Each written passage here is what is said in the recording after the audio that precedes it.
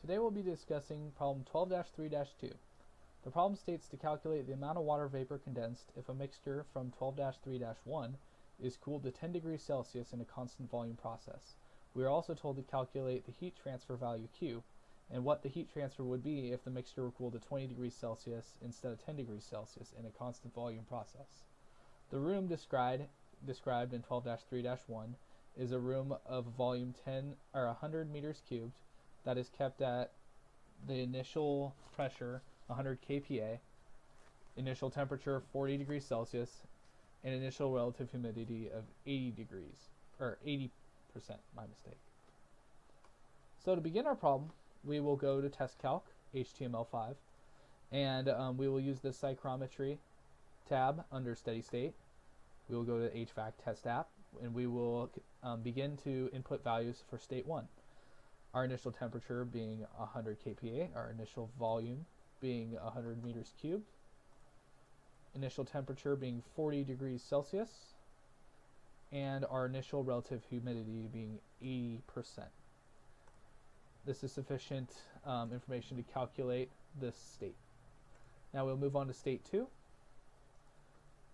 Our initial volume, constant volume, will be 100 meters cubed. Our temperature will be 10 degrees Celsius. Our relative humidity goes up to 100%. And our specific volume, V2, is inferred to be equal to V1. This is sufficient information to calculate State 2. Moving on to State 3, we can infer that P3 is equal to P1. We can also say that the volume is constant and that our relative humidity stays the same.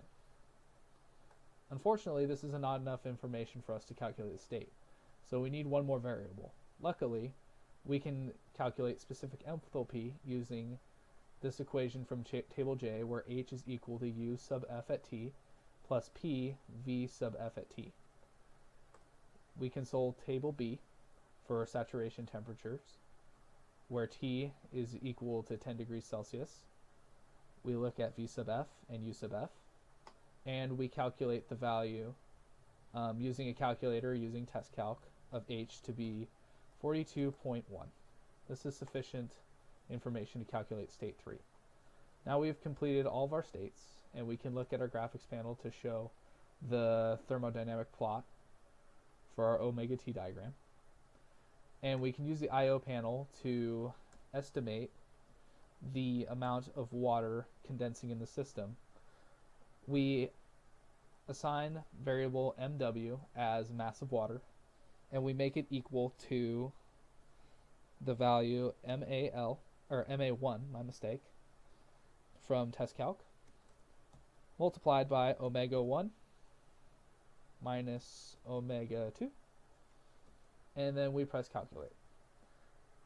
The mass of our water in our system is 3.15, or this is the mass of water that's been condensed, for a change from 40 degrees Celsius to 10 degrees Celsius in a constant volume process. Now we can go to our process panel and use it to calculate the heat transfer in our system. To do this, we place external work at 0, and then we press calculate. We are given a value for net heat transfer of negative 9,949 kilojoules. We can do the same process for our problem at 20 degrees Celsius instead of 10 degrees Celsius. So the only thing we would change is, and I already took the liberty of setting it up to save time, we would go into Test Calc and we would change our State 2 variable to 20 degrees Celsius for T2 instead of 10 degrees Celsius. And then for State 3, we would change our value of H3 to reflect the value of T is equal to 20 degrees Celsius in Table B. So that is 0.00102 for V sub F, and 83.95 for U sub F. Pressing calculate, We can view our thermodynamic plot for omega T. We can also calculate the mass of water condensed in the system in the same way. For 20 degrees, a change to 20 degrees Celsius, it is 2.36. And we can also calculate the heat transfer in the system as negative 7,286.3. Here are my supporting calculations for this problem. I did these all beforehand to make sure my work was correct. I got similar answers. There are also boxes around some of the values that I used in test calc. Unfortunately, the copy isn't the best. I can procure work upon request. Feel free to pause the video to view any of these calculations. And the conclusion for this problem is that the heat transfer and the condensation amount is directly correlated to how big the temperature changes in a HVAC psychrometric system. So for instance, when we changed the temperature 20 degrees Celsius, we got a net heat transfer of negative 7,286. But for a change of 30 degrees, it goes up by nearly 2,000 kilojoules. So this concludes my problem. I hope you enjoyed it, and I hope you found it useful. Thank you for your time.